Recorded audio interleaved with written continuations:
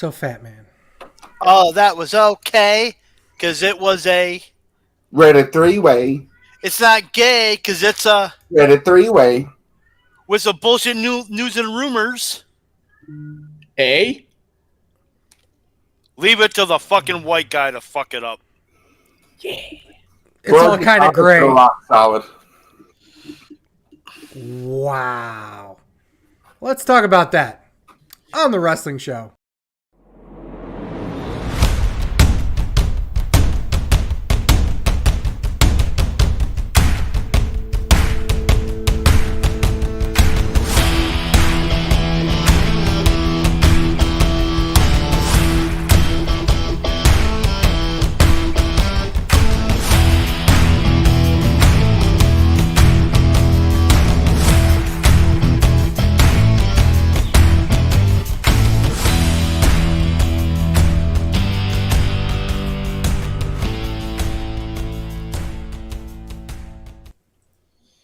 Welcome, everyone.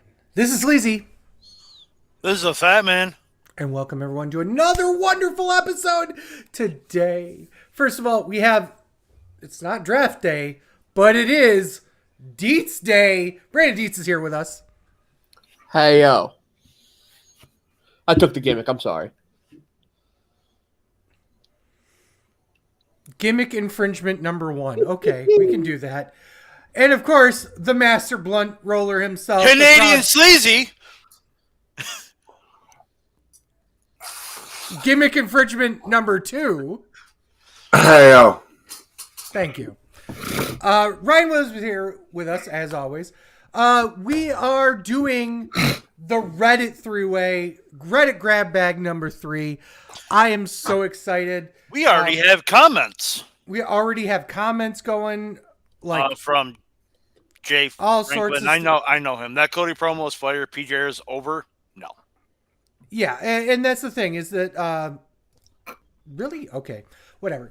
So not you, Jay. The other. Yeah, whatever. People are going to promote whatever. We're going to get right into this. Ryan sent me a few. I know he's got more behind him. We're also going to kind of sprinkle news and rumors in here too, because a lot of things have happened over the past week or so. Have they? Yes. But yeah, let's get right into it. The first one's actually not from Reddit. We're going to start talking on X. Okay, hold on. Jay said they're going to Netflix for non-PG. No, they're going for Netflix for fucking billions of dollars. Also true. That's yes. why they're going to Netflix. Yes. Can they go to non-PG? Sure. Will they? Doubt it. It depends on how they want to play the rest of their cards. When pay-per-views were on Peacock, they didn't go away from PG. Yeah.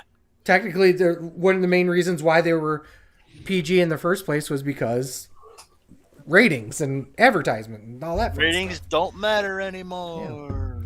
Yeah. Okay, guys. No. We'll start it off with our own. Yes and no. Reddit's don't but do, or ratings don't but do matter. Ratings don't matter in the overall scheme, but it does matter for their advertising money. I think ratings matter more for AEW than they do for WWE.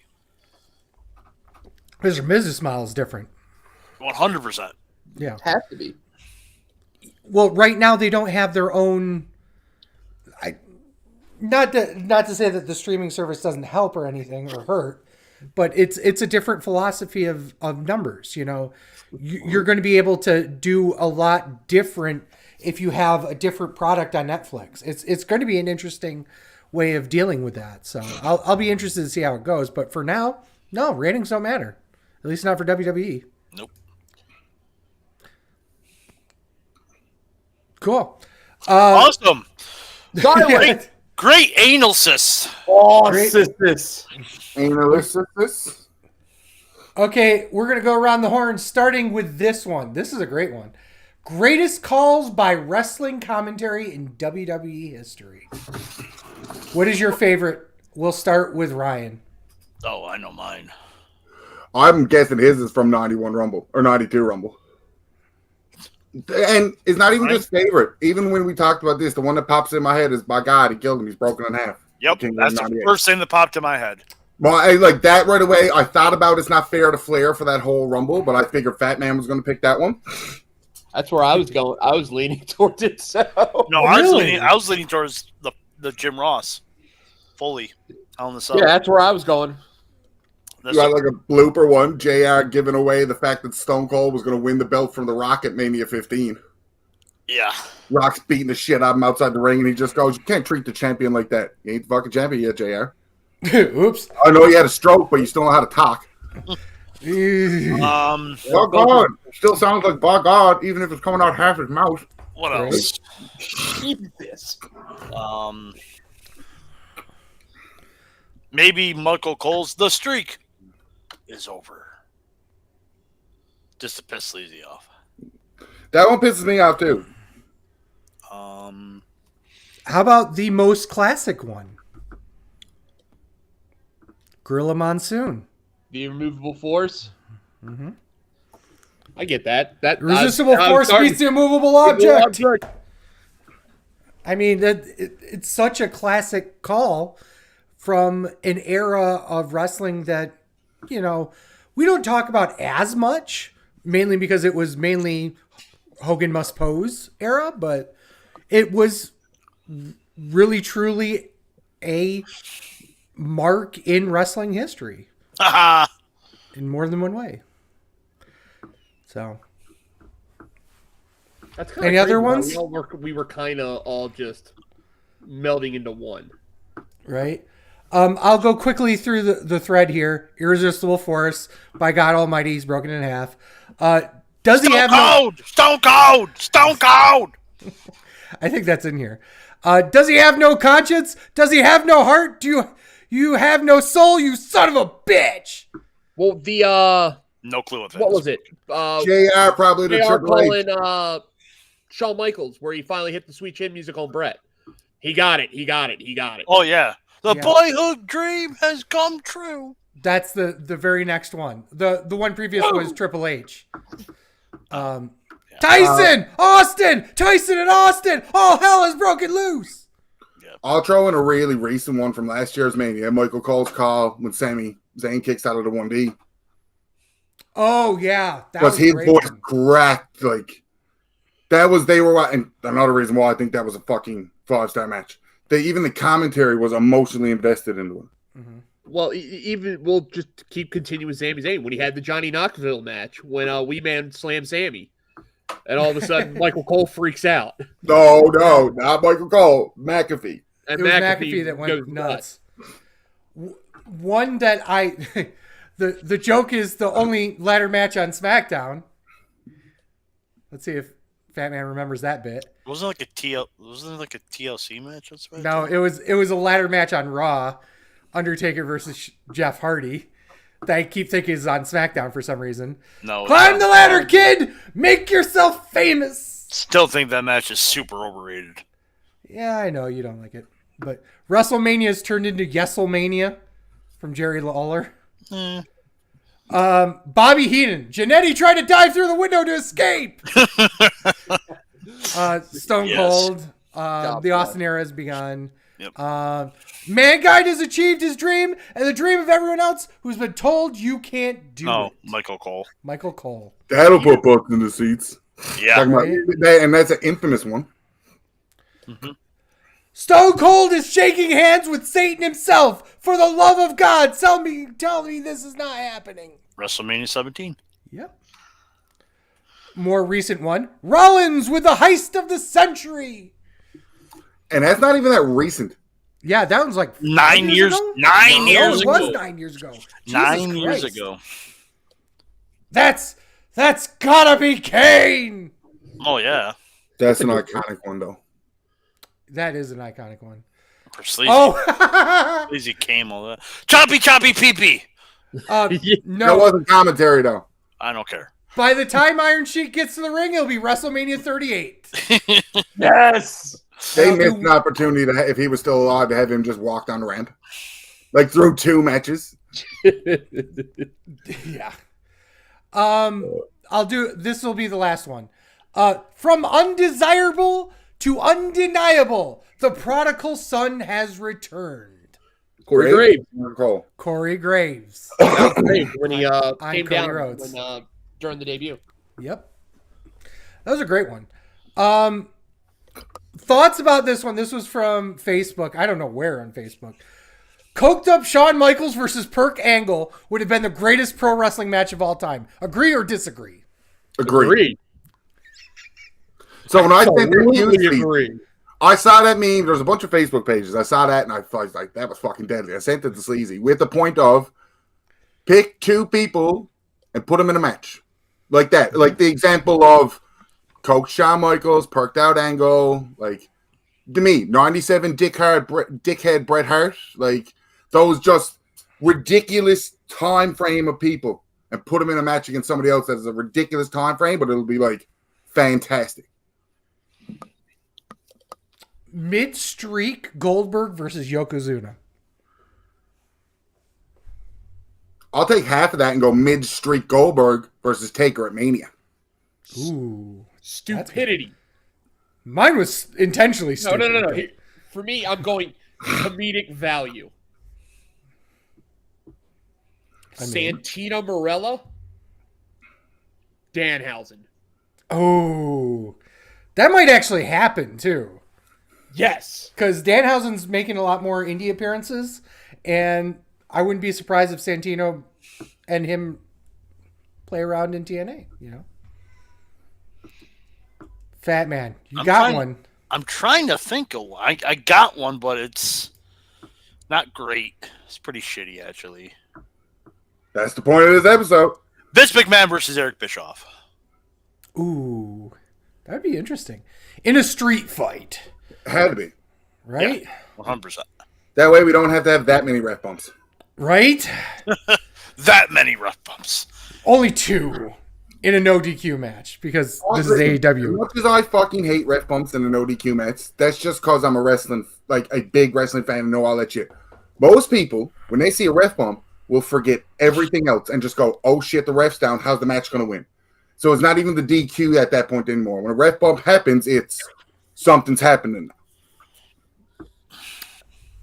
I got an interesting one. I don't know if you sent this one to me or I found this one because I kind of accidentally mixed them up a bit. This was a Reddit post that was pulled from Twitter. It was WWE shouting out themselves for 100 million YouTube subscribers. And Austin Creed retweets it and says, shout out to Matt Cardona. And the reason why it's in here was to posit the question, what wrestler has made a huge influence on professional wrestling as a whole that doesn't get enough credit? Cardona. Cardona is one of them for this obvious reason, but also just in general, just coming back to the indies. But I'm thinking somebody else. So I will go to Fat Man. Somebody that doesn't get Michael Hayes. Do. Shut up. I was just about to go to. Ring entrances, man. Music coming down to music. Just ring entrance. That was a big deal. You know, other people were kind of doing that before then in other sports, but Michael Hayes was like the innovator of that. Bad Street, Atlanta, GA. Do. Dietz, what do you got? Hulk Hogan, merchandise. Nobody ever did merch like him. Once all of a sudden it became a big... And I'm a Hogan Mark II DT buddy, but Austin. Yeah, but Hogan was the first generation of... Here's my kicker with this fight, because I always like have this discussion with people. Hogan made a lot of money selling T-shirts, but there was more Austin shirts because they were cheaper and easily available in Walmart. Fair enough. I think they still did equal parts.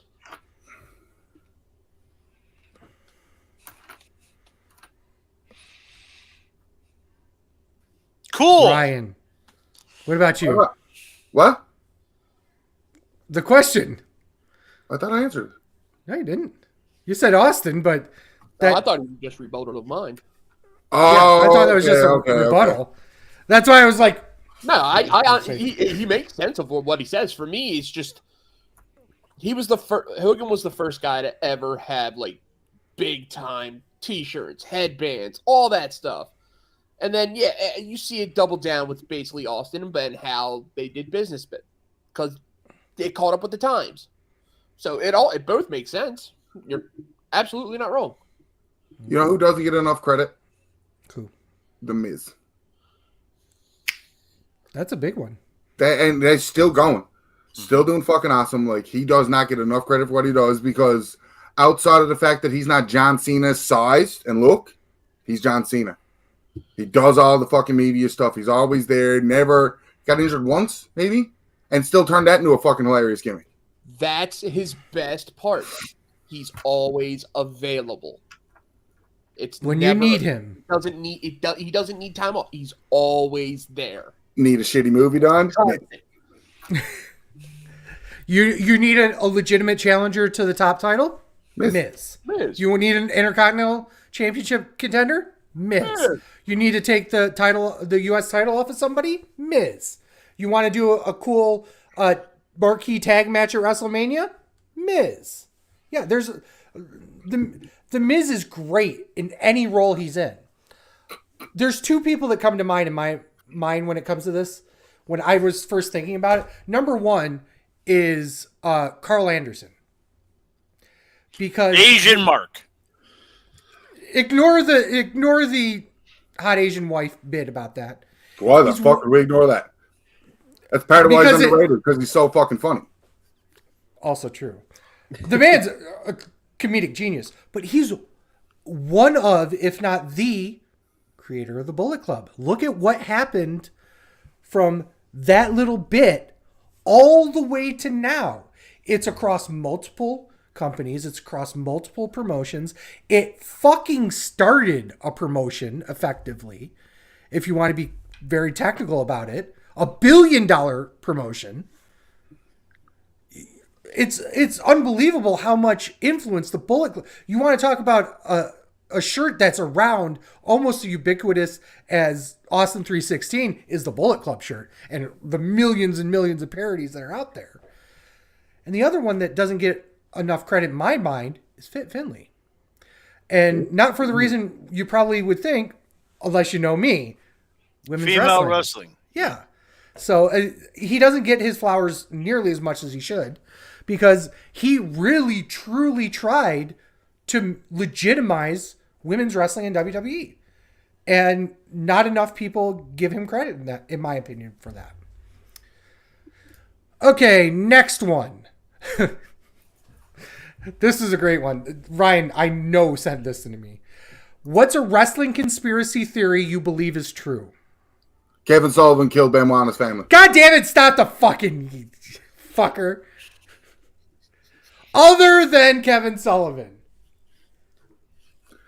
I always like the two, even though it's been debunked, the two Ultimate Warrior theme. Get out of my head. I was just thinking about it. That was another one that was really good. Yeah. Always caught my interest. Because even my dad's just like, that's not him. He's not that. He's too small. That's what happens when you get off the that's gym. always been a big thing for me. Well, there's always been the whole. Is everyone here familiar with the Mandela effect? Yes. Yeah. Okay. So for those who don't know what the Mandela effect is, Nelson Mandela, it was after Nelson Mandela, who's famously died in prison, except he didn't. But some people believe that there are multiple timelines in the world, and we change timelines as we go through it. One of the Mandela effects is that obviously Ultimate Warrior died and he was replaced by somebody. No, that's not true.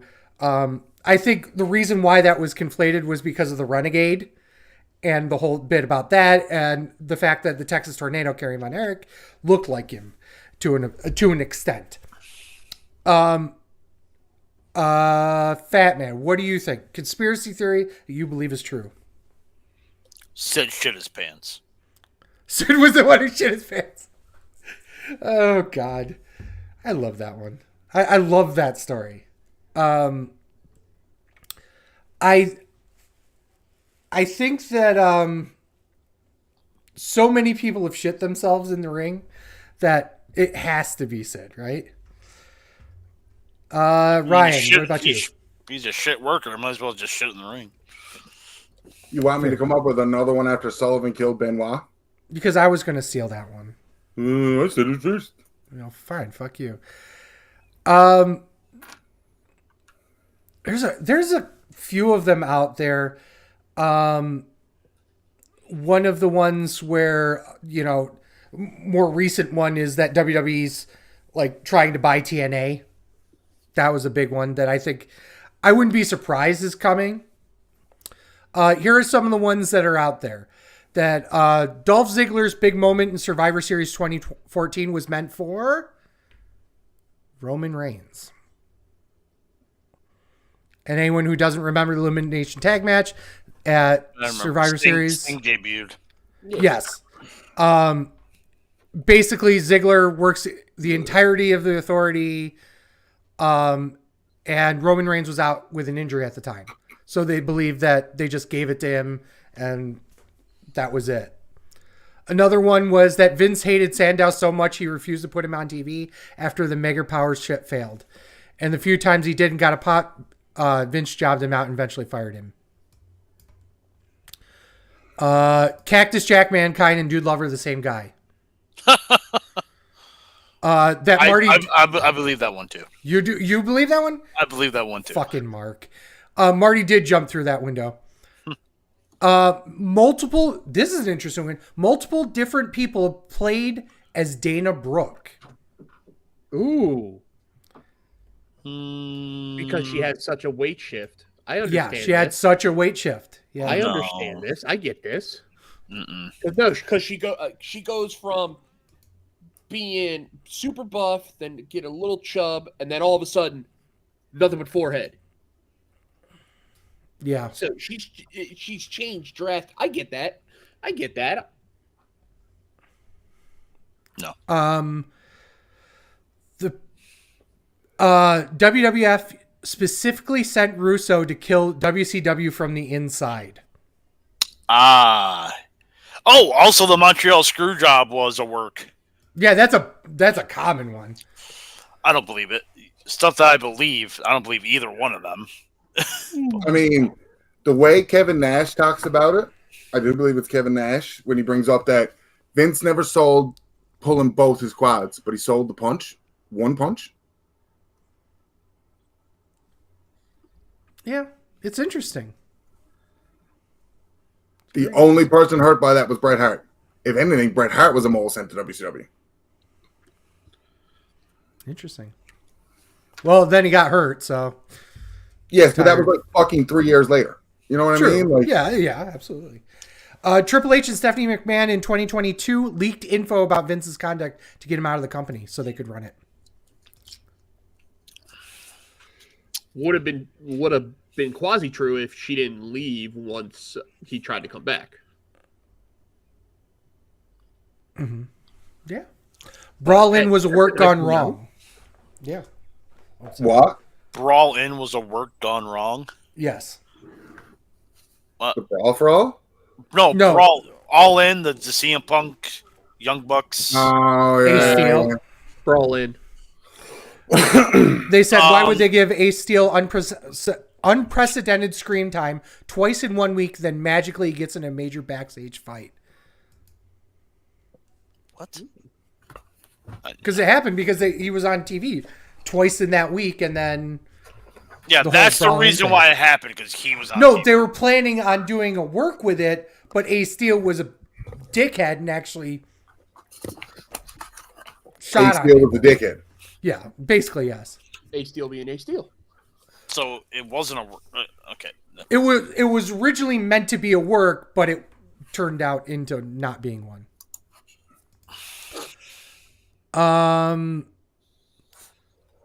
Obviously, Shawn Michaels' injury in '98 wasn't as bad as it was made to be looked out. The only person who doesn't believe that is Shawn Michaels. Right.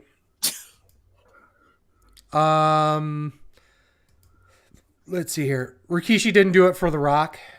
Then who did he do it for? Triple H. Yeah. But why? What was his... Was it money? I'm trying to find good one.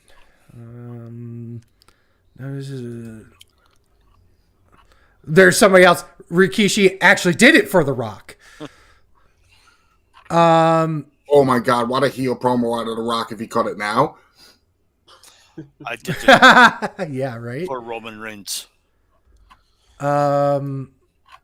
Everyone's one of the big ones is John Cena was supposed to win at Mania 28 until John called out Dwayne's promo arm.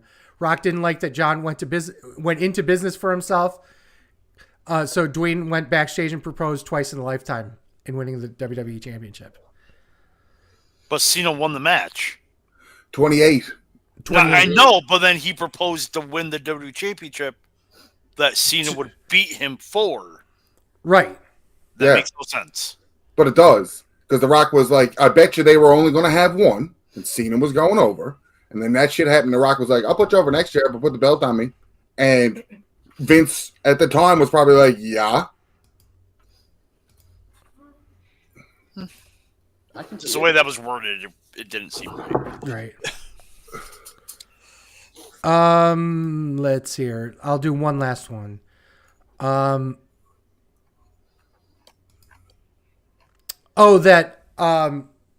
Danielson's the reason why he was cleared to wrestle again was because he was going to leave his contract and go someplace else. That is true, though. That's not a conspiracy. Well, yeah, but that was kind of part of it was that what conspiracy theory was true. The big one, which I'm surprised because this is your conspiracy theory, Sleazy, is that the reason why Vince McMahon shaved his head at WrestleMania 23 is because he was going through cancer. Yes, that's a big one. I actually... It's 100% wrong, but... It's 100% wrong, but I still Nah, believe... Vince had fuck you money. He could have paid for cancer, nobody knows. He was wrestling the whole time. Yeah, sure, he had the money to pay for the cure of the cancer. Oh, like that man wouldn't fucking... The man wrestled into his 70s. Now, granted, he did stupid shit when he was wrestling, but, you know... If you could rewatch... Wow. Let's try that again. This one's good. I like this one. If you could rewatch one wrestling match again for the first time, which match would it be? I have two. I don't know what one of them is. Taker Michaels from 25. I think that was the greatest wrestling match ever. No match will top it. Athleticism, because he had everything, stories, all that kind of nonsense. Right? And there's just, I don't think anything will top that match for me.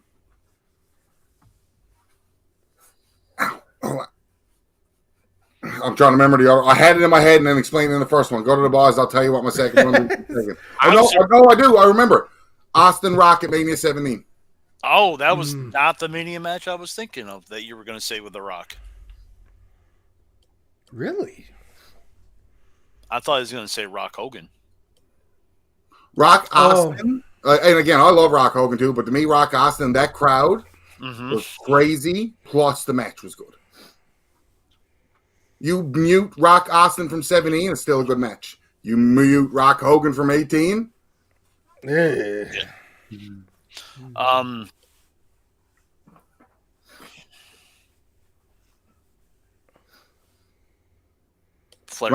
Say it, Flair and a broomstick. Flair and a broomstick. Or Angle Benoit from the Royal Rumble. This is interesting. That's my all-time match. Bubba Ray, the Dudleys, Edge and Christian, Matt Hardy, Jeff Hardy. That came to my head. Which one though? Which one? There was technically 4. Well, technically TLC 0. TLC 0. Which was a tables, ladders, and chairs match. Fuck y'all. It was they just called it a triangle ladder match. Yeah. TLC 0. Whichever the one where Hardy did the crazy spot. Which one was that? I can't remember. leave it alone. 2 at WrestleMania 17? I'd say the spear. Yeah, that was at WrestleMania 17. Yeah. Like, the one where Jeff Hardy did the crazy spot. Okay, you're not being more... You gotta be way Which one? Which one is that? The one where he jumped off the ladder. Which one? Onto somebody. Not on a table. I was going to say, and he missed somebody. You still got about 10. Excuse you. Wow. Was that a fart? That That was a chair, but I'll claim I farted. Okay. I'll give you one of two of mine. The first one's probably obvious. The 92 Rumble. Because I was 7 years old and I didn't appreciate what I was watching. Okay. And I would love to go back and watch that with fresh eyes and never seen it before, feeling, and all that stuff. Because it was, for me, it was, Mike's, 7th birthday party, a little birthday present because my dad got it for me, and blah, blah, blah, blah, blah. It wasn't like, oh my God, Flair has won the title, because, at that time, it was, I was watching superstars and nothing else, It was just barely, I liked wrestling. I liked watching wrestling, but I didn't know anything outside of the very tiny WWF bubble at the time. So I didn't know who Flair was. I didn't know what that meant for professional wrestling as a whole. The other one is Bailey Sasha, the first one. Oh, in Brooklyn? In Brooklyn.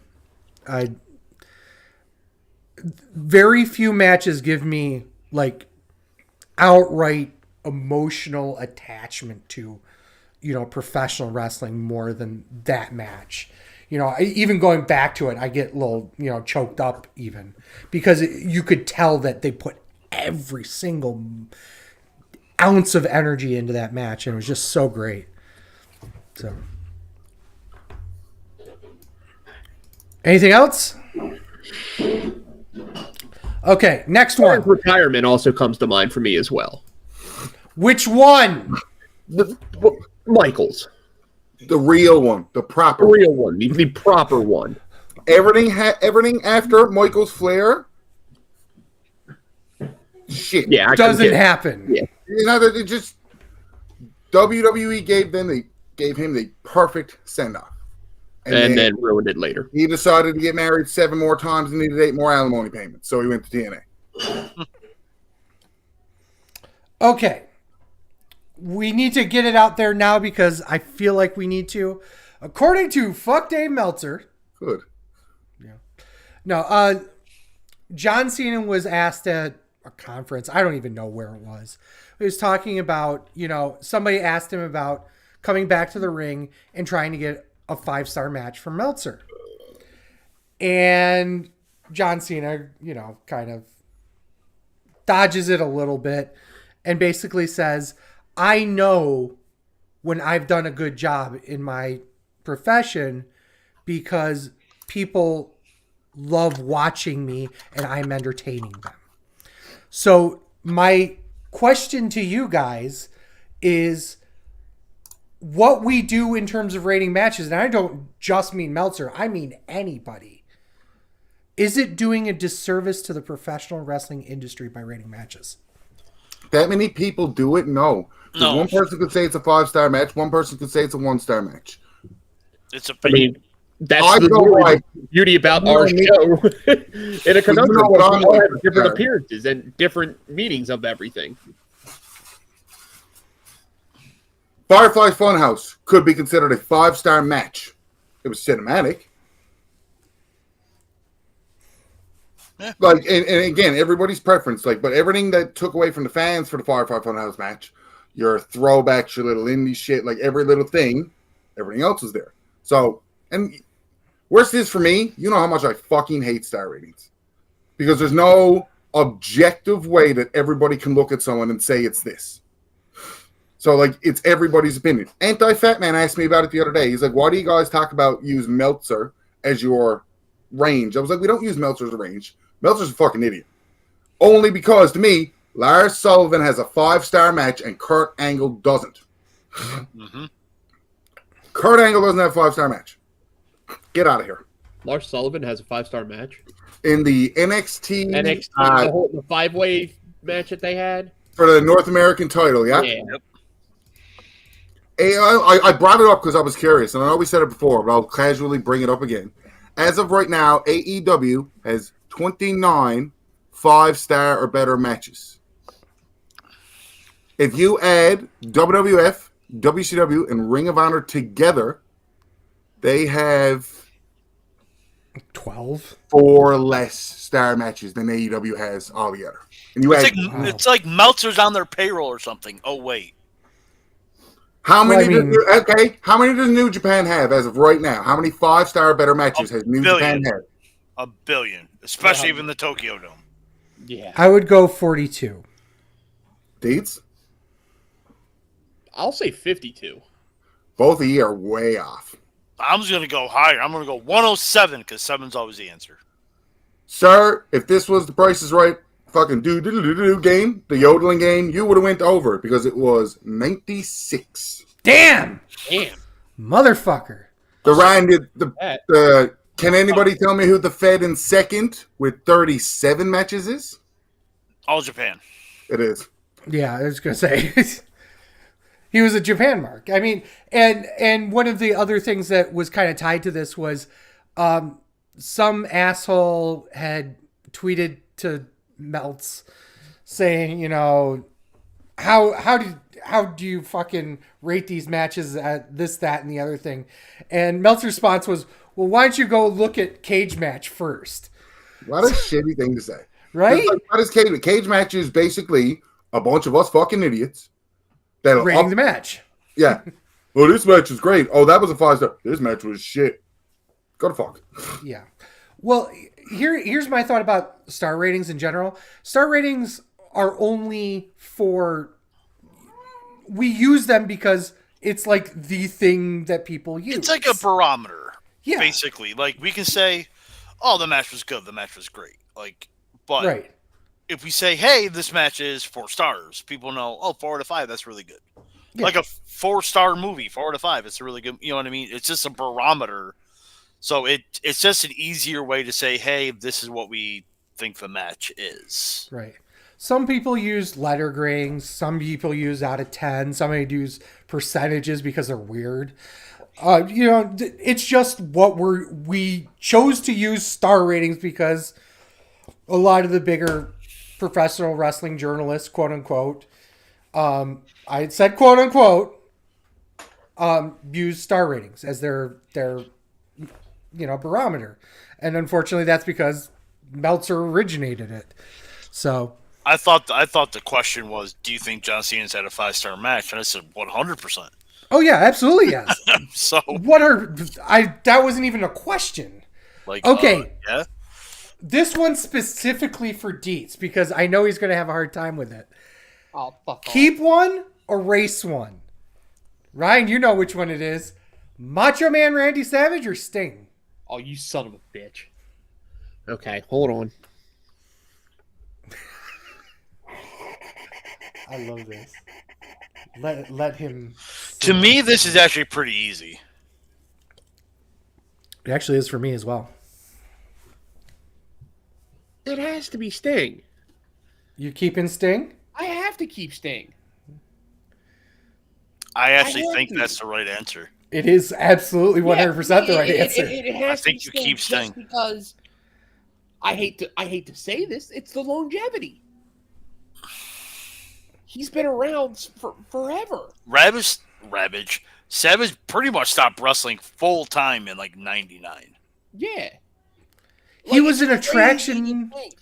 Yeah, he was an attraction wrestler for like 4 years before that even. And then he showed up at TNA, 2002, 2003, and had one match in 04, 05, and that was it. Like, Yeah, he didn't. yeah, the answer's Sting. Ryan, there you go. I You got you. lose WrestleMania 4 and 5. You Those- lose 7 too, You lose 7. and 8. You lose Slim Jim becoming one of the craziest fucking treats in the world. Mm-hmm. But I think it's Savage.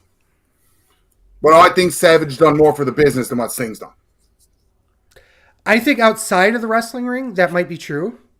Savage in WWF was given the ball for a year, and nobody got the ball from Hogan when it was proper to get the ball.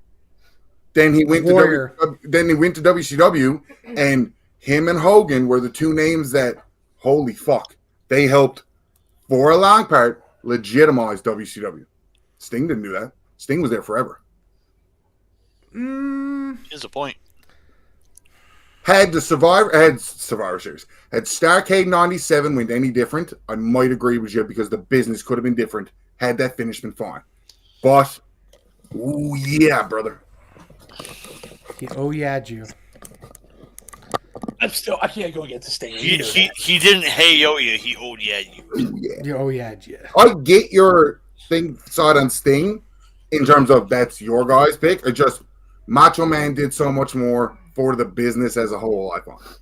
Mm-hmm. And this made me pop up a couple of things in my head. Erase one or keep one. Hogan Rock. As much as I hate this, Hogan, you have to keep Hogan. Hogan's too much of an influence. I mean, The Rock gained massive popularity, but Austin was there, Triple H was there, like Undertaker was there. Yes, he was probably the second or even arguably the first most popular guy there, but without Hogan, it's the business. If you erase the entire, let's start with the fact that the entirety of the Attitude Era is shorter than Reigns' title reign. Let's start with that.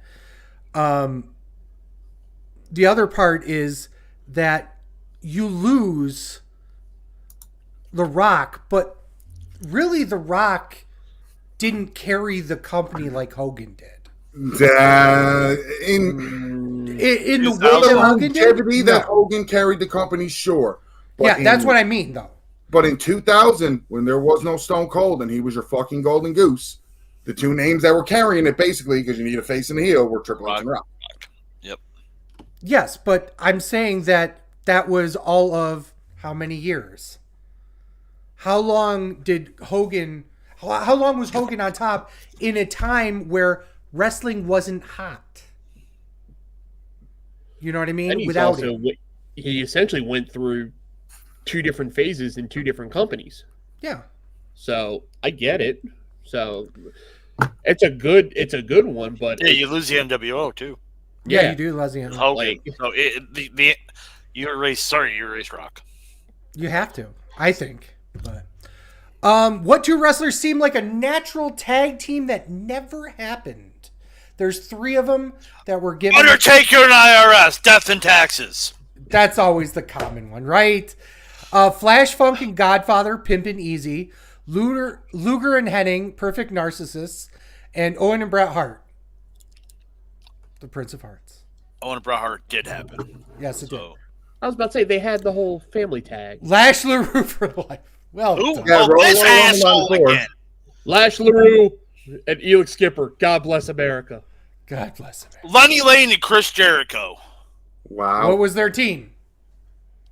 What was their team name? Y2K. Y2K. Wow.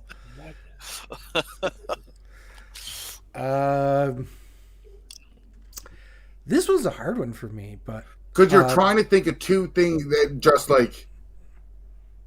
Because right off the bat, my first thing is be like, who do I put Doink with? Right. Like, just who would Doink go with right away? Because putting Doink with somebody gives you so many too, right? Like, Dink, Pink, or even Wink. You have many choices, actually.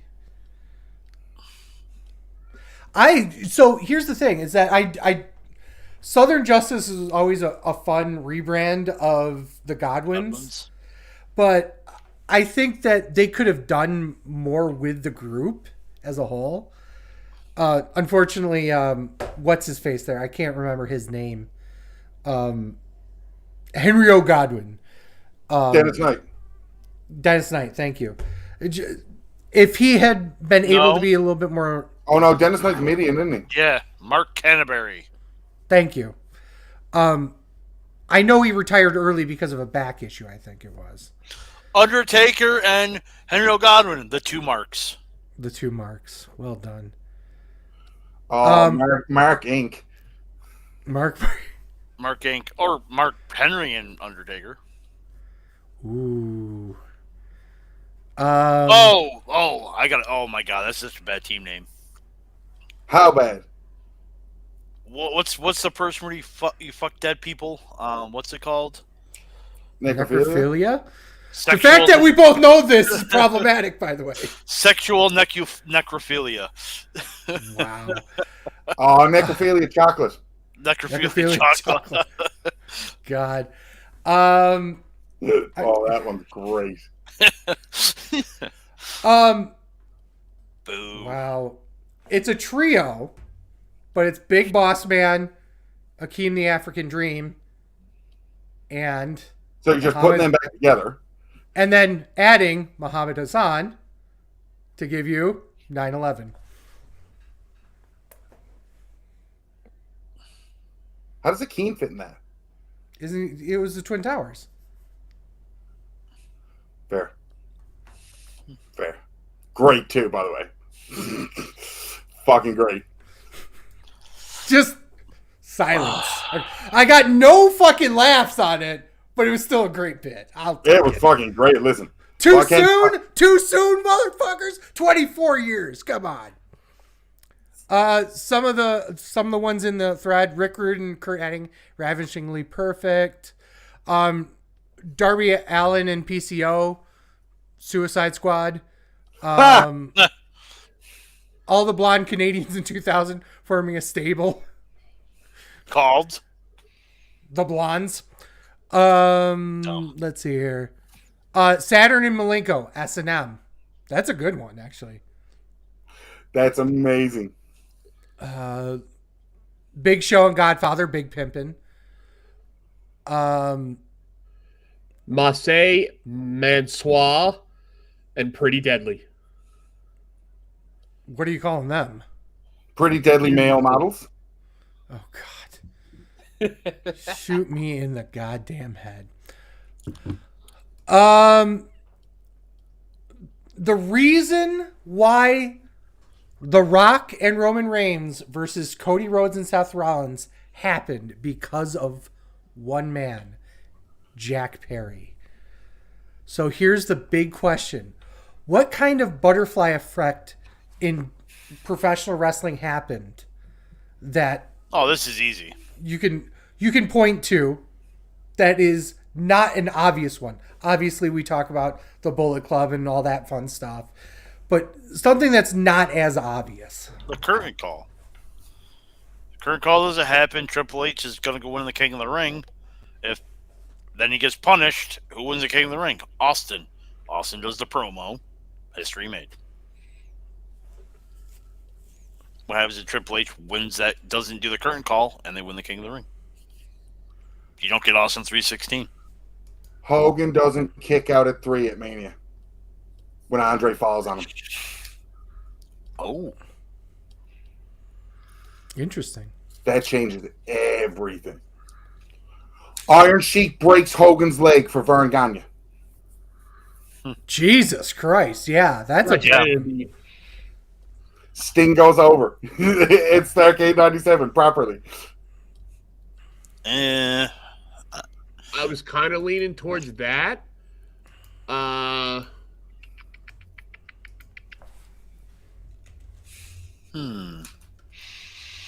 if Flair didn't win 92? What if Hogan Went was? over. What if Hogan wasn't the third man? What if it was Jeff Jarrett? Sting was supposed to be the rumored one. Yeah. Yeah. I don't think it would have the impact. Sting here- being such a WCW guy, it would have had the impact for the WCW side of it, but I don't think as a whole generational business change. Right. I have a thread of these. One of them was Nakamura being responsible for Becky Lynch main eventing WrestleMania. What? I don't even get the. Where did we get the context from? Yeah. Yeah, that one's. I don't even know that one. I don't know that. Ricky Steamboat asked for time off as Intercontinental Champ, which led to a series of events in which Randy Savage becomes the WWF Champion and Ted DiBiase never does. No, I don't believe that one. I don't even think that's real. That is real. DiBiase was supposed to win the WWF title. I never heard of that. Macho was supposed to get the RC title. Honky Tonk did not want to drop it to him. So Bruce Pritchard has already said that's bullshit. So, well, I'm bringing this back to our old conspiracy theories. no, that's Right. I've never heard that Savage was never going to. They said they were planning that since like SummerSlam. So, Yeah, okay. When's the last time we've listened to Bruce Pritchard and thought, yeah, that's correct? Mustafa. the last time we believe a random guy on Reddit. Right. Well, also true. Yes. Mustafa Ali getting injured. Muhammad Hassan. Oh, the whole Muhammad Hassan thing was a great one too. Kennedy, Yeah. not basically not getting hurt when he had the Money in the Bank. Yeah, Mr. Kennedy. Yep. Yeah. Which is so shitty because he came back so fast after. Like, they didn't need to take it off him. Mm-hmm. Right. Mm-hmm. Okay, here's a good one. The Montreal screw job led to TNA wrestling existing. Okay, here we go. Ready? Obviously, Brett leaves the company. Owen Hart goes to the Blue Blazer. Owen Hart dies. Owen was supposed to become Intercontinental Champion at Over the Edge. And WWE ended up giving the title to Jeff Jarrett as tribute. Jarrett held the title until he was booked to lose it to China. Only his contract was up the day before the event. Jarrett, holding leverage, did the whole bullshit, right? Mm-hmm. And due to the bad blood over how Jarrett left WWE, he invested in his own promotion. Had Owen not died, he likely would have been champion when China was due to win. So, and obviously Owen would have put her over with no issue. So Jarrett almost certainly wouldn't have gotten that bad blood and would have been with the company. I can see that. That's I can see it, but I don't believe it. Type thing. Yeah, it makes sense. Mm-hmm.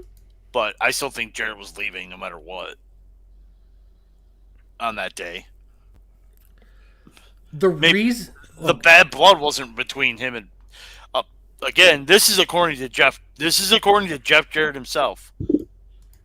Mm-hmm. He quote held this up for money and blah blah blah, but it was this money that was due to him. But at the same time,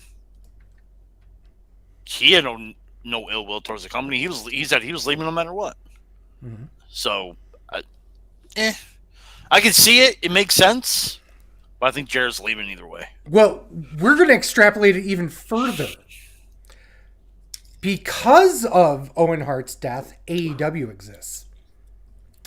Because both the Bucks and Okada were met in TNA, and they were both pissed about, obviously being booked shitty, and Okada put a good word in for them to join New Japan. And that started the whole Bullet Club thing, and we go through all that with Kenny Omega and the Elite and blah, blah, blah, blah, blah. Nia Jax breaking Becky's nose is a big, obviously one. If Nia hadn't punched Becky, the women may not have headlined WrestleMania. Which is interesting. Yep. True. Right about that. Yep. Mm-hmm. The only good thing that came out of Nia Jax hurting someone. I'll do. Oh, here it is. Can someone explain the Shinsuke one? In the Royal Rumble pre-show, Shinsuke shoved Rusev into Lana, knocking her off the apron and injuring her ankle, meaning she couldn't enter the Rumble later that night, giving Becky the opportunity to enter in her place, win and go on and win the main event. But that was a kayfabe one. Yeah. But that's still debunked because Lana still tried to enter after. Yes, that's true. AJ Lee retiring saved women's wrestling for WWE. Had she not retired, she would have beaten Nikki at Extreme Rules and feuded with Naomi and Paige. Charlotte wouldn't have been called up until later in the year, and Sasha and Becky wouldn't have been called up till long after that and not together. Because AJ left, Nikki wrestled at Beast in the East and separated her shoulder. The injury sent WWE into panic mode, losing their top 2 women so quickly, because Nikki's neck also got injured shortly after. So they called up the horsewomen early. Nikki held on, put over Charlotte, and making her feel important. The rest led to where we are now. Had AJ not retired, we kept hot potatoing the title, and the horsewomen wouldn't have been picked up. Lies. That's a tough one to swallow. It is. It's a pretty tough one. That one's pretty tough. That one's someone's bitter. Right? Let me. They were already with the company doing amazing work in NXT at the time. Yeah, absolutely. They would never get called up as bullshit. They were on their way up. Fuck off. They showed. I call bullshit on that one. They showed up before Charlie McFace fucking Nikki. Well, that was kind of Yeah, the but point. it all goes back to the AJ Lee part. Right. Yeah, it don't matter though. So stupid. If Barry Windham hadn't gone to the WWE in 1984, he would have had Magnum TA's push in 95-96. 85-86? Which means Magnum TA wouldn't have feuded with Tully Blanchard. Tessa's mother might have married someone else other than Magnum TA.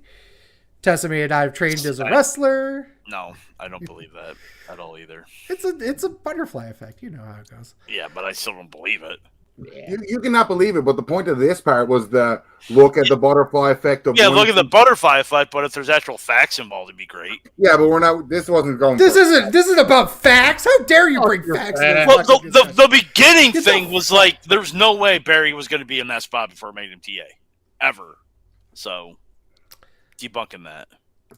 Bigger blunder: Sting in WWE or Bret Hart in WCW? Bret Hart and WCW. Bret Hart and Absolutely. WCW. Absolutely. Heavy G's trying to get in. Absolutely, it's Bret Hart and WCW. Oh, is he? Oh, Yeah. well. Welcome, Heavy G. Look at this goddamn mark. Right? Speaking We're gonna. of the butterfly effect, Hey, is that the New Japan World Championship? The IWGP No, World Championship? Yes, That's what it is. It is.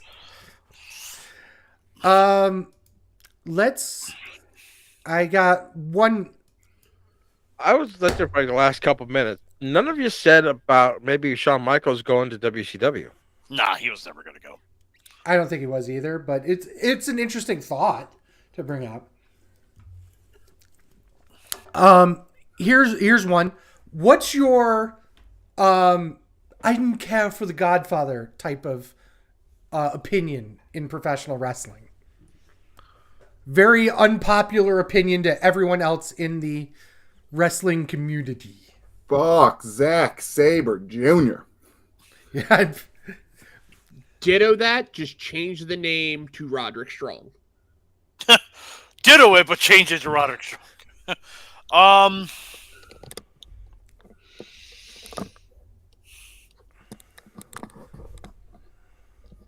Not a one. Now you got to stretch to find one. I mean, everyone knows mine about Hogan, so that's mine's a little bit more generic. There's not enough comedy in wrestling. I think people need to start watching TNA over AEW. That's actually a pretty good one. Heavy G, welcome to the conversation. Like, so what is this? Are we just saying like that we don't like a wrestler per se, or No, it's just what you perceive to be an unpopular opinion That you believe. that you believe is true. I have to agree with you, Sleazy, that there isn't enough comedy in wrestling. I'll give you one that we all experienced in the same arena, but I don't know if Heavy G was at 29, but I was in the minority cheering for Cena at 29. I was ready just to get the fuck out of I was just going to say that. I had a Cena hat on that night. I bought a Cena hoodie. Yeah. I bought a Cena hat that night, and My world came crashing down when I met. But did it hurt inside? I don't know. Hold You on. got to take a stand. Hold on, let me It check. don't help to hide. No, I'm used to it by now. Hey. My butthole- When you hurt my friends, then you hurt my pride. You got to be a You man. gotta take a stand. Well, the shirt was ready to go. here's the thing. When Hogan said he was saying his prayers and taking his vitamins, we know what vitamins he was taking. Hey, Bro. doesn't Oh matter. yeah. Little treboloni sandwich, baby. There we go. So much, motherfucker. Hey. So much. I was gonna wait till last to say mine, but because it falls into the probably the last one we'll do tonight because it's we've gone through this. Lethal Leap Year. Right? We all love Lethal Leap Year. But the reality is that the entire Southpaw Wrestling Federation was fucking hilarious, okay? I'm going to go around the horn really quickly, and I want you to give me your favorite comedy moment in professional wrestling. And I'm going to start with Deets. Billy and Chuck. That is how me and Travis, when we first broke into wrestling together back in 2001, they were trying to figure out names. Everybody called me Buck. I saw Chuck and Billy, and we were supposed to be the bitches of the stable, like the grunt work, and we were eating the heat, and we were taking the beatings and doing all the bitch stuff. So I saw Billy and Chuck, and I see everyone. I was like, we should just change it and call us Buck because it was easy and chilly, and that's how that goes. Because that's a little tribute to Billy and Chuck, I guess. Yeah. I always wondered why you called him Chili. I just thought he farted. I just thought he farted a lot. Yeah, Billy and Chuck were popular, so we went Buck and Chili. I just thought he farted it a lot. Love me some Billy and Chuck. 3 count too. Big 3 count guy. I'm surprised. I know I'm like second or third to go. We have not talked about the 2-time NWA World Champion. Right? When he pulled out that ladder during the Royal Rumble. Yeah. Comedic genius. Only to be topped this year. Yes. When he came out in the Women's Rumble. Yep. Fucking hilarious. Our truth as a whole. Yeah. Our truth as a whole is fucking hilarious. I can't wait to see what he does in this 6-pack tag at Mania. Give me WLC 2. Oh, God. I wouldn't mind also seeing Johnny Knoxville and Sami Zayn too. Because that shit was funny. There's so many good ones. And even Stadium Stampede had its moments. I just saw one trending on X a couple days ago where Mike Santana whipped Kenny Omega into the arena and Kenny just kept running. Yeah. That's a great one. To go back to Truth, the R-Truth's promo on Lesnar. Yes. I'm going to throw you over the top rope, Paul Heyman. Did you know the story behind that? As per my journalistic integrity of searching stuff up through the rounds of internet, apparently they were specifically sent. R-Truth was specifically sent out to pop Lesnar because nobody could pop Lesnar. And he is the man to do it. You see Lesnar, and Lesnar just loses it, and that's not Lesnar. But R-Truth was sent out. R-Truth is Vince McMahon's favorite ginger. Yes.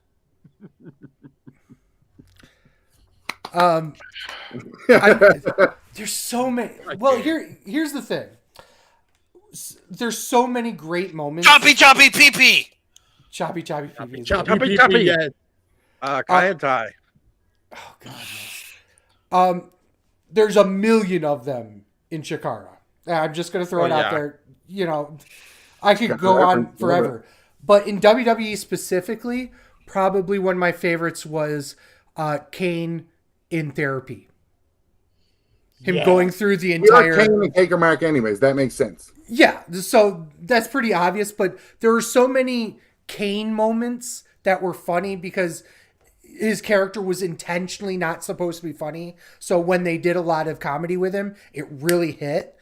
But that's probably the top one for me. Santino trying to do the splits, copying Melina in jeans. Yes. Santino wrecking the Icon, trying to get an IC title match from William Regal. Yeah. Or Santina. No, we've already mentioned Santina here today. Yeah. Jericho pissing in Regal's William tea. Ooh, that's a good one. That's a really good Speaking one. of piss, Vince 316 says I just pissed my pants. Eugene? Are we allowed to say mentally handicapped person was funny? We think you're funny all the time, Ryan. So Wow, I wasn't diagnosed though. Okay, Dick. here I'm gonna date myself on this one. Roddy Piper versus Bad News Brown. oh god, that was where he paints himself Half black. Half black. Yeah. I don't know if that was funny or just I thought it was funny. What else was it? The original wrestling album. It is Pile everybody's driver? prerogative Yes. at that point. Yeah. No, Pile Driver was the second one, wasn't it? Pile Driver was the second. Yeah, you're one. right. Pile driver was the second one. Pile Driver was the second one. That was with Coco Beware on the cover. Yeah. No, the original one had like, I remember it was Captain Lou singing. Captain Lou was singing. Captain and, Lou was on it. Yeah, and George was here going, "Hey, Captain." We have not mentioned Naked Midian yet, and it's a Oh tragedy yeah, that we Naked haven't. Midian. That's a good one. Meaty. Naked Minion. Here's the shitty part. Like, I'm really trying to think of WCW like funny gimmicks. Disco Inferno. There's disco, and Well, Alex Wright. Alex Wright, the Wonder King. Misfits in action. What about The Goldust? filthy animals with their face. we had the GI Bros. Oh. You don't say 3 count? Well, I've already mentioned 3 count once. Can't mention them enough. WWE. What about Goldust when he got electrocuted and he had the stuttering and the Tourette's? Cockles. Cockles.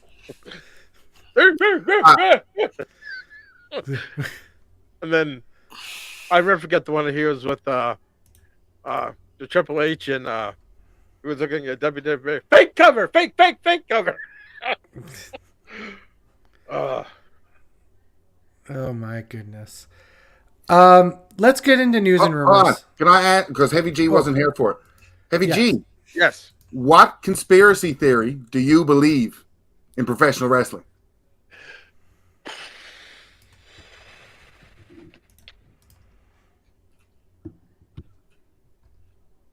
The one I've always thought was true. Say it. Savage Stephanie. Ooh. Oh, I can't believe none of us said that. Not one of us said that. Ooh. That's wow. I totally forgot about that. Oopsie. oh, I farted. I honestly think that's true. There we go. This will go into your butterfly effect. Macho doesn't fuck Stephanie. Now what happens? Doesn't leave for WCW. Which means he's not the third man. Oh wait, he wasn't the third man. I've always thought that with him just leaving so abruptly. And not with the Hall of Fame and everything else, and Lanny Poffo really not saying, and I've always thought that there's always a little bit of truth to that. So, and Stephanie can just come out right out and say it never happened. She hasn't said You're that. also like 14 at the time. Right. So I don't. To me, if there was rumor about me, I'd come out and say it didn't happen. It's also dead, so meh. But still, Okay. So I have a few news and rumors personally. I know Fatman kind of wanted to take a backseat to this episode because it was Well, meant to be. I got Roger up right now. I'm just going through it. before you do your news and rumors, Sleazy, Yes. your big boss man, Akeem and Muhammad Hassan tag team. Yeah, Respect. respect. Never forget. Never forget. Never mention it. Yeah. obviously the biggest news, in my professional opinion, is going to be the one that Fat Man's about to shit over, but I don't care. Masha Slamovich. No, that was what I was going to actually bring up. Okay, well, I was going to say a WWE contracted wrestler versus a TNA contracted wrestler in a GCW ring WrestleMania weekend. Yeah. This is craziness. Josh Barnett's amazing. Masha Slamovich versus Shayna Baszler. So, obviously, as soon as I heard this, I was like, motherfucker. I gotta go find some tickets, right? Not a single goddamn one left. To the shock of probably nobody. But here's the entire card, which is unbelievable. I'm looking at it right now, yeah. Baszler versus Masha, Eric Hammer versus Lou Nixon, Minoru Suzuki versus Royce Isaacs, Josh Barnett versus this young up-and-comer, Johnny Bloodsport. No. Who? It's Johnny Nitro. Johnny Nitro, Johnny Morrison. Mundo, John Morrison, whoever John you want to call Morrison, him. Nitro. Johnny Elite, yeah. Johnny Elite. Mike Bailey versus Nick Namath. Who? Dolph Ziggler. No. Who's facing Nick Namath? Speedball. Mike Bailey. Who? Oh, God. Speed Mike Ball Bailey. No, Mike Ball Speed Bailey. Get his goddamn name right. Not my bit, you fuck.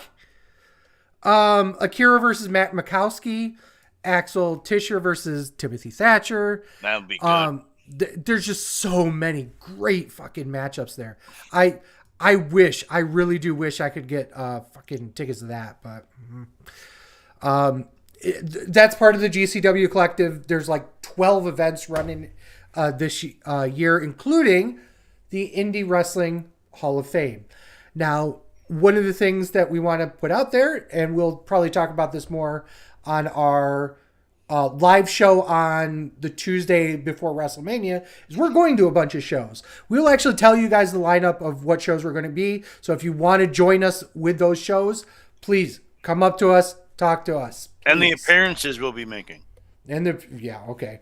But one of them is the Indie Hall of Fame. We'll be making appearances. We'll be keeping up appearances for sure. We'll be making them too. Afa the Wild Samosa. Afa the Wild Samoan is back in the hospital. Yeah, that's not great. no. He fell and fractured his back in 2 places. Oh, Yikes.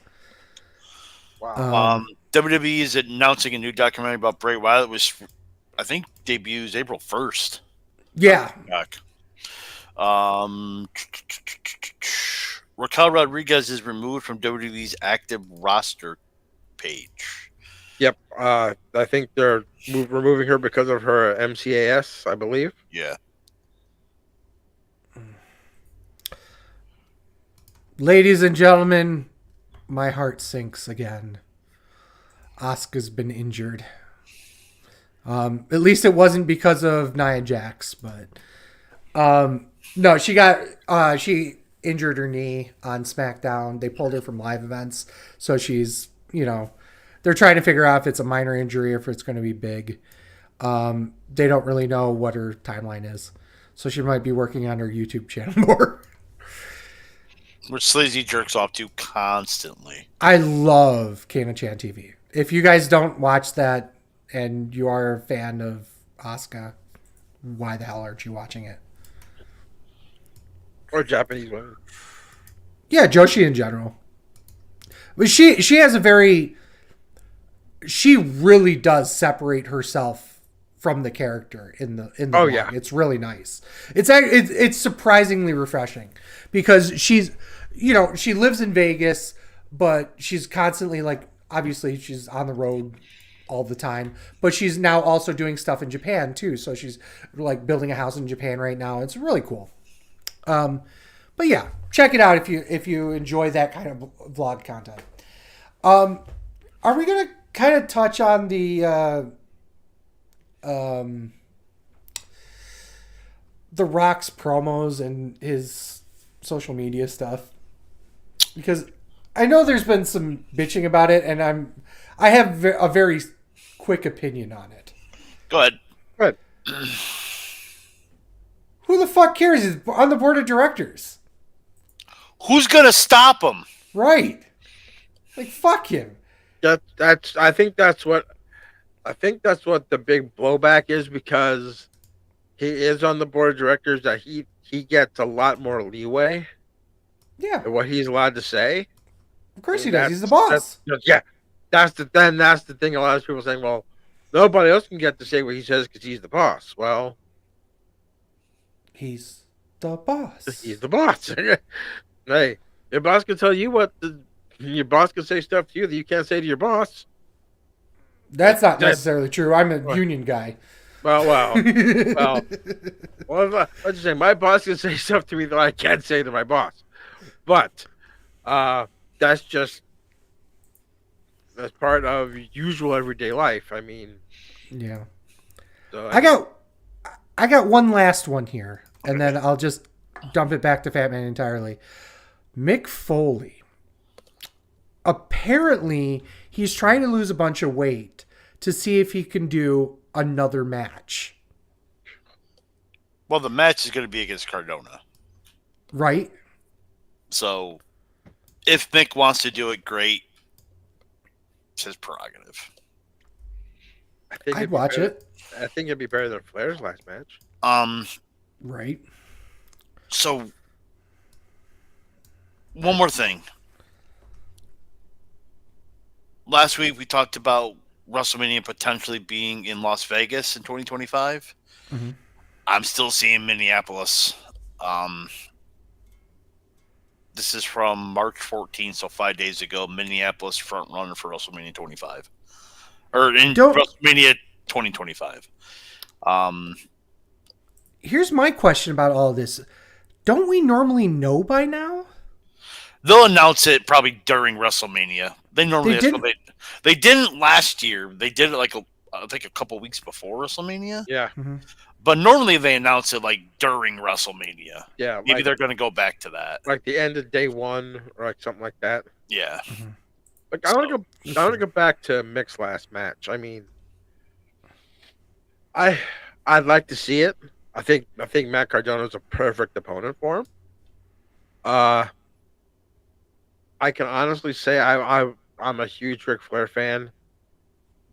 That last match was, maybe you're so used to thinking of how a Ric Flair match should be, but you always remember the last match. To me, the last match for me with him has always been Shawn Michaels. I don't like all the TNA stuff, but boy, to see how he was in that last match against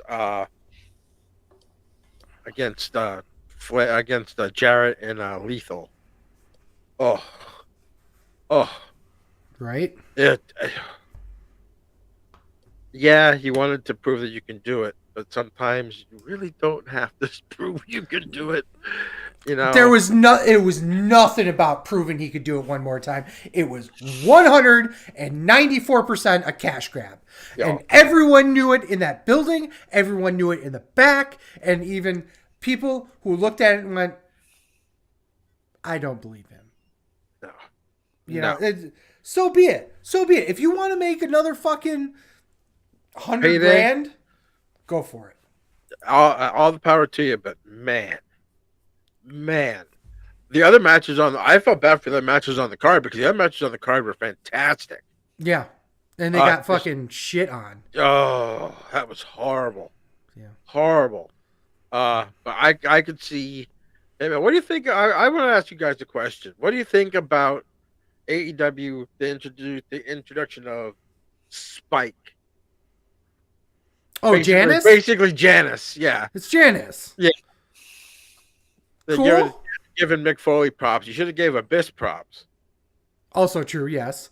It was way more Janice than the barbed wire bat thing. Mm-hmm. Or barbed wire 2x4. Mm-hmm. That's why I thought we said Spike. I'm like, that's Janice. He went full Negan. You never go full Negan. What were we talking about last week that I wanted to bring back up? Oh, the Triple Crown. While we're talking about AEW. The Continental Triple Crown thing. I was jokingly saying during AEW's Revolution Review in my paper, and then I think I said it the week after, that what belt was actually on the line? Was it the Continental Championship or was it all three belts? And the response I got from everyone was, no, they make it one championship. It's not 3 titles. Well, guess what, motherfuckers? They're splitting it up. Because the match that Kingston's having with Numbnuts is only for the Continental Championship. And this is also strange. For the first time ever, Sleazy and Fatman are going to WrestleMania and not going to Super Card of Honor. There is no Super Card of Honor. There is a Super Card of Honor. It's on Friday. But we can't go because we're going to BCW instead. Spoiler, by the way. Wait. There's a Super Card of Honor? Yes, there is a Super Card of Honor happening in Philadelphia. No. Yep, because it's headlined by Kingston versus another Numbnuts. We can quickly go through that card. Where is it? Super Card Briscoe. of Honor. Because it's going to be the Coronation Mark Briscoe. There's no way. They did not do a good job promoting it. I didn't even know they were doing it. Well, there's only 3 matches announced, and it's 2 weeks away or 2.5 weeks. Well, I can't really say that. NXT's only announced 3 matches too. Fair. But... Wait a minute. Hold on. There's going to be a ROH Women's Television Championship? Yes. We needed more titles. You should know this by now. That's one thing I'm surprised that WWE didn't have. More titles? Oh, yeah. I'm surprised they don't have a TV title. No. It's the U.S. title. I mean... Well, yeah, but still. I think, to be fair, I think the women's need it. They need another title. I can see that. There's enough women on the roster that are kind of floundering because they can't be in one of the 2 major title brackets here. So there needs to be a mid-card women's title, even if it floats across all 3 brands even. There needs to be another women's title, I think. Yeah, look what they did back in the NWA days. They gave Barry Windham the Western States Heritage. They made that one for... Like, that motherfucker needs a belt. Pick a name. Heritage title. The Western States Heritage. Only him and Larry Zbyszko held it. Right? Like, what happened to it? Where's the International WCW Championship or whatever the fuck it was called? It's like the European title. Yeah. Well. Ryan, put yourself over. Oh, fuck him. You can find Ryan Buttgotch or Ryan at Ryan Buttgotch on TikTok, Reddit, Wrestling Show. Big thanks to everyone who posts on Reddit at r/Reddit, WREEDIT, r/Squared Circle, r/SC Jerk. Everybody there. We joke about, the wrestling community as a whole, but there are a lot of great people out there, and we really enjoy everyone's different opinions on shit. So a big thanks to everyone that we read comments of. We will put all the Reddit bits and pieces in the liner notes for this episode. Deets left. You can find him on X and whatnot. Heavy G, put yourself over. You can find me on TWS_Heavy G. You can find me on Thursday nights, every other Thursday, on the Best Darn Sports Show, period 2, with the Hall of Famer up there on the top, along with Mark. This upcoming show, we're going to do a pop-up show this Thursday night. And Fatman and I are going to be going over our Major League Baseball predictions all 30 teams and the playoffs. Don't miss it. Gotta love it. I'm at TWS Sleazy. TWS Fatman. We are SleazyFatman on X, Instagram, Threads, TikTok. Please go on over there and give us a like. Videos you can find on twitch.tv/SleazyFatman, youtube.com/SleazyFatman, premium videos on onlyfans.com/TheWrestlingShow. Make sure you like and subscribe on your favorite platform and click that notification icon on YouTube, especially for when we go live. You can find all sorts of content at TheWrestlingShow.com, including articles, merch, and a ton of other cool stuff. You can get this podcast every Saturday morning wherever you get your podcasts, including Spotify, Apple Podcasts, YouTube Music, and Podbean. Don't hesitate to rate us on your favorite platform and click automatic downloads. Really helps us out. Before we go, I do want to put out something else here, because we didn't actually talk about it during the show. But I do want to announce that we are doing a giveaway. We are actually going to be giving out a pair of tickets for NXT Stand and Deliver, and we're going to give out a solo ticket for NXT Stand and Deliver. So keep your ears out for when the actual the giveaway is going to happen. Make sure you like, subscribe to this video, specifically on YouTube and wherever you guys are seeing this, and also make sure you're subscribed to the Wrestling Show Facebook page. Those are going to be the two big areas where you're going to be able to hear more information about that. That will be coming up next week. We'll have more information on that. So with a fuck you to Ryan, even though he left, because he left, a fuck you to Deeth because he left. Thanks to Heavy G for coming on the show, and as always for Sleazy. For the Fat Man. This is The Wrestling Show. Thank you guys so much for listening. Peace. Fuck Dave Meltzer. Thank you. Fuck Tony Khan, his alleged coke habit. A hot dog's on a sandwich, a sub is on a sandwich, a burger is a sandwich. Next week, we're doing trivia? Question mark? The answer is always 7.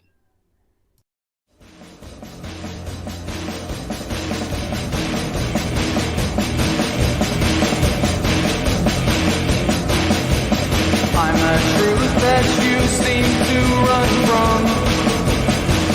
I'm an army of one. I'm a clip in your gun. I'm the pain of the game. The bloodshed in your name. When there's nothing to gain.